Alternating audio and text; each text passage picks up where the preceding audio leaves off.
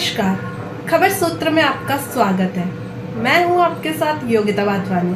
आइए चलते हैं खबरों की ओर। डॉक्टरों की हड़ताल का फरीदाबाद में मिला जुला असर देखने को मिला। इमरजेंसी में वैकल्पिक डॉक्टर की व्यवस्था की गई थी जो आने वाले गंभीर मरीजों को रेफर कर रहा था, तो वहीं ओपीडी में ज्यादातर डॉक्टर अपनी सीट पर नजर आए। जिन सीटों पर डॉक्टर नहीं थे उन सीटों के लिए वैकल्पिक डॉक्टर की व्यवस्था की गई थी। बरसात का दिन होने के चलते आज अस्पताल में भी भीड़ कम थी, तो वहीं लोगों को भी पता था कि आज हड़ताल है, इसलिए लोग भी कम ही आए थे। ऐसी स्थिति में फरीदाबाद में हड़ताल का मिला जुला असर देखने को मिला।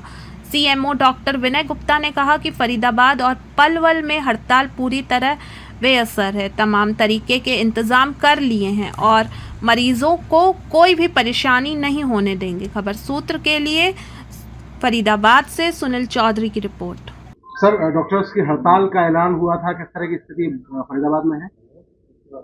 आज डॉक्टरों ने हड़ताल का आह्वान किया था, लेकिन हमारे यहाँ पे व्यवस्था ठीक अच्छी तरह से चल रही है। सारी ओपीडी के अंदर डॉक्टर्स हैं और एब्सेंट डॉक्टर लगभग 30% हैं, ज़्यादातर 70% डॉक्टर हमारे प्रेजेंट हैं। हमारी पोस्टमार्टम व्यवस्था, इमरजेंसी व्यवस्था, लेबर रूम व्यवस्था और निक्यू व्यवस्था पूर्ण रूप से चल रही है। हमारे थोड़े बहुत जो डॉक्टरों की कमी है उनको हमने डीएनबी के डॉक्टर हैं, एनएचएम के डॉक्टर और डिस्ट्रिक्ट रेजिडेंसी प्रोग्राम के तहत कार्य करने वाले डॉक्टरों को लगाकर व्यवस्था को दुरुस्त कर दिया है और लोगों को किसी भी तरह की परेशानी नहीं हो रही है और हम पूरी तरह से तैनात हैं और कार्य अच्छी तरह से चल रहा है।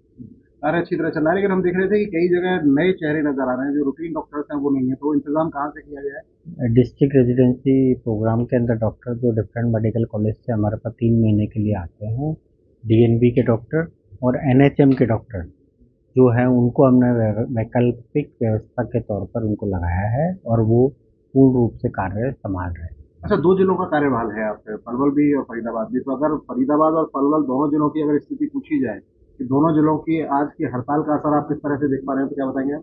फरीदाबाद के अंदर तो हड़ताल का बहुत ही कम असर है, सारी व्यवस्था हमने पूरी रूप से कर रखी है।